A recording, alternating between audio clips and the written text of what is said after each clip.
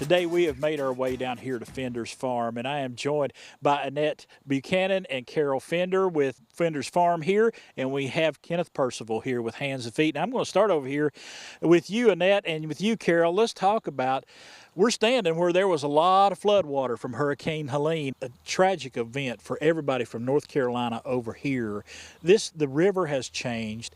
So much happened here. Tell us what happened to your farm here, Carroll.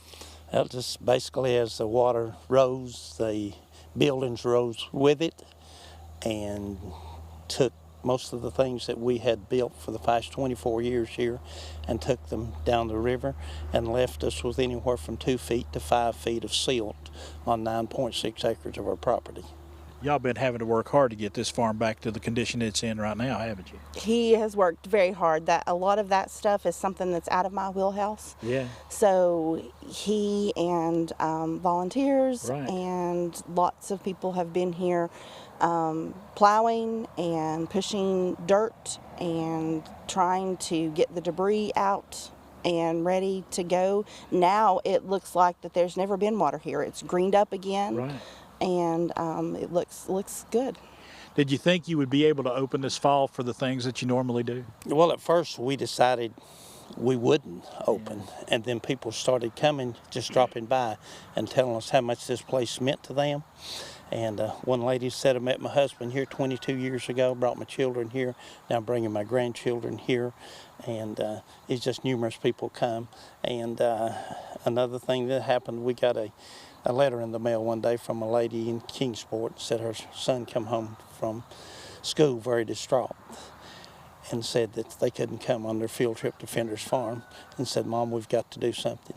So they set up a lemonade stand in the front yard and raised $66, and Mama put $100 with it and sent us $166. And I said from that point, how can you not rebuild? Absolutely. So we have worked 60, 70 hours a week, 6 days a week from the beginning until now, and it looks like we're going to be good for opening day. All right. And these are stories that you're hearing all the time down here. Volunteers, Hands and Feet, so many organizations, so many just individuals coming together to work hard down here, right? Yes, sir. And that was, to piggyback off of what Carol said, my son Ashton is 11, and whenever we finally made it over here from Irwin, he said, Dad, this is all my childhood memories. Yeah. So you got to take care of those childhood memories. And you all are going to be actually having on September 6th a very important gathering here, talking about hope for the future. Talk to us about that event that's happening here at Fender's Farm. So we titled it Rise Up. We're going to have guest speakers, and we're still in the process of putting some things together. The Unicoi Bluegrass Band will be here as well. All right. You want to encourage everybody from all over to come and take part in this event. Yeah, so you can get the tickets on Eventbrite. It's on the page on Facebook. The ticket is free, but you do have to have that ticket in order to get into the event. All right.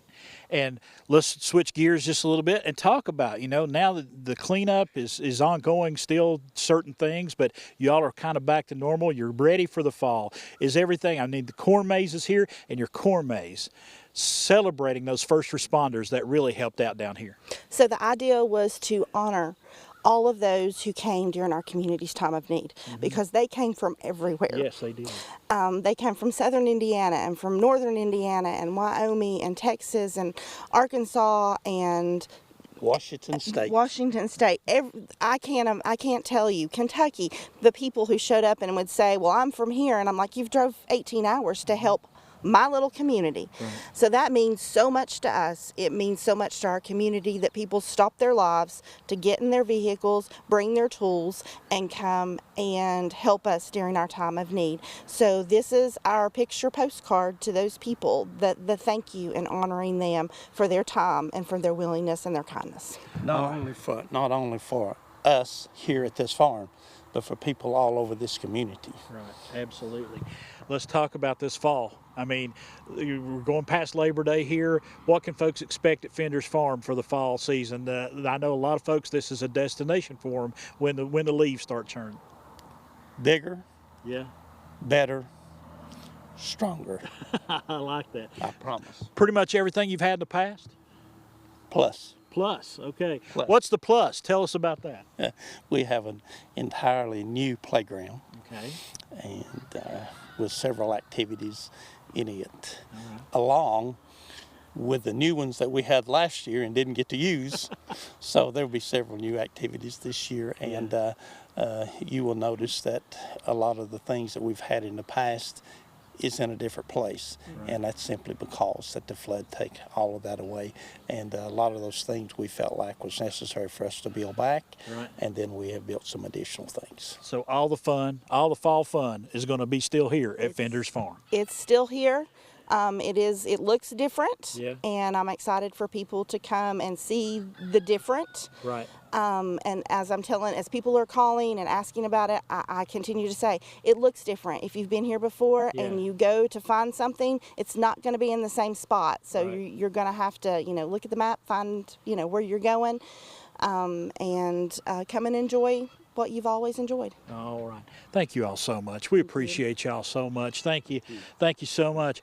Folks, Fender's Farm, alive and well and kicking, and in their words, better than ever. And it's going to be a whole lot of fun this fall. And we got all the information you need to come down and explore Fender's Farm this fall for you right there on the screen.